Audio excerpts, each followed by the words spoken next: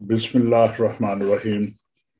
خواتین و حضرات، پروگرام اسلام اور مغربی دنیا لے کر حاضر ہیں، اور آج جس شخصیت پہ ہم بات کر رہے ہیں وہ نام ہے گولڈ ظاہر۔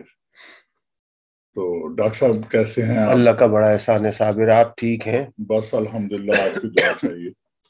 دراصل یہ گولڈ ظاہر جو ہے یہ 1850 میں پیدا ہوا۔ جی جی ہم اپنی یہ اورینٹلزم پہ بات چیت کرتے ہوئے اب تقریباً 19ویں صدی میں داخل ہو چکے ہیں۔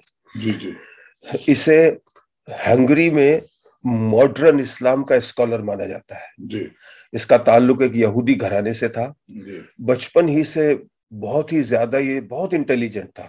جی 8 سال کی عمر میں اس نے پوری تالمود پڑھ لی تھی، اور 13 سال کی عمر سے ہی لکھنے میں مہارت حاصل کر لی تھی۔ اس نے اپنی زندگی میں یہودی اور سامی زبانوں میں کافی کام کیا۔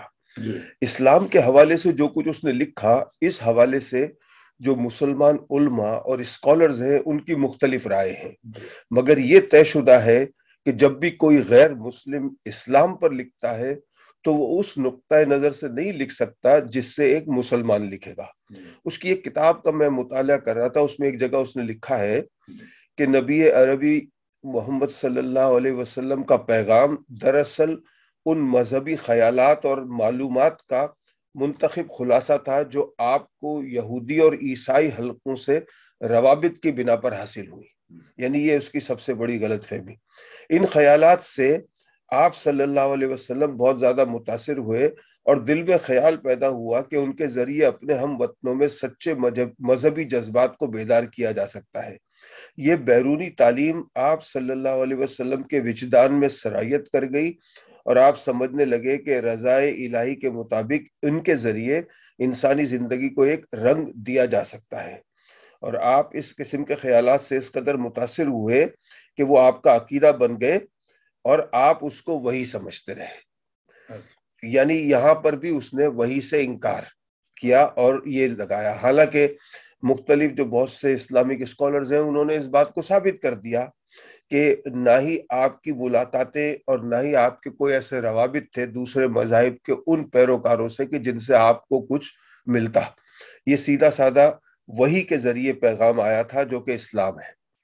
اب ایک انتہائی اور بے تکی اور غیر عقلی بات جو اس گولڈ ظاہر نے کہی ہے کہ وہ یہ کہتا ہے کہ عربوں کا یہ قول ہے کہ انہیں مستقبل کی فکر نہیں ہوتی۔ اچھا، دور نبوت میں اس عربوں کی فطری خاصیت کی وجہ ہے کہ قرآن کو جمع نہیں کیا گیا، کیونکہ اس وقت ضرورت نہیں تھی، جیسا کہ انہوں نے رسول صلی اللہ علیہ وسلم کی جانشینی کے مسئلے کو بھی نہیں اٹھایا۔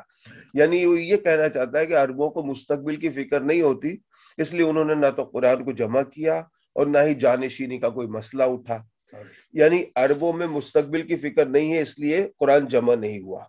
بہرحال گولڈ ظاہر نے 1873 میں دمشق اور قاہرہ کا سفر کیا، اور 1 سال جامعہ الازہر قاہرہ میں رہا۔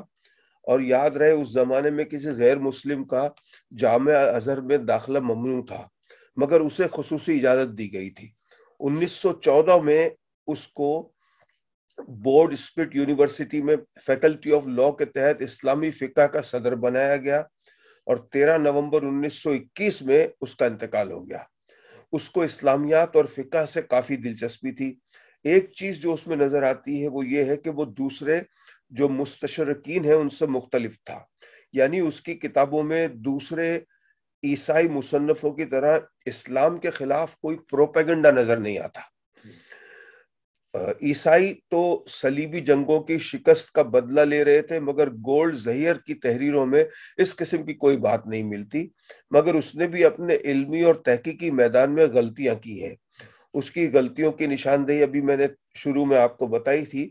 اب یہ دیکھتے ہیں کہ اس کی کتابوں کا عالم اسلام پر کیا اثر ہوا، اور مسلم اسکالرز نے اس کے حوالے سے کیا لکھا۔ ڈاکٹر عبد الحلیم النجا نے اس کی ایک کتاب کا عربی ترجمہ کیا ہے جس کا نام رکھا ہے مذاہب التنطیر الاسلامی، اور ڈاکٹر صاحب کا تعلق قاہرہ یونیورسٹی سے ہے۔ یہ ترجمہ 1955 میں پہلی مرتبہ مصر میں شائع ہوا اور کافی مقبول ہوا، اور مترجم نے اس کے پیش لفظ میں جو لکھا ہے کہ کتاب المذاہب التفسیر الاسلامی جو ہے اسلوب بحث اور قرآن مجید کے درس و مطالعہ کے مختلف پہلوؤں کو نمایاں کرنے کے اعتبار سے اسلامی ثقافتوں کی تاریخ میں اپنی نوعیت کا واحد، منفرد اور بالکل نئے طرز کا کارنامہ ہے۔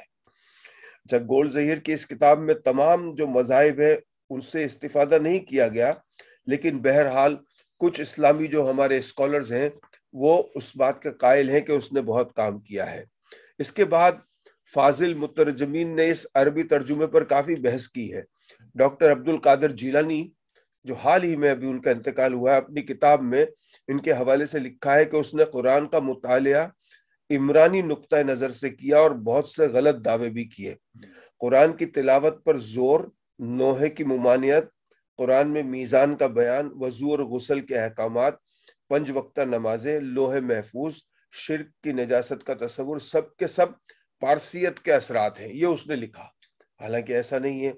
اس کے بعد گولڈ ظہیر نے یہ بھی دعویٰ کیا ہے کہ قرآن نے قدیم بدوی ضابطہ اخلاق کو اپنایا ہے۔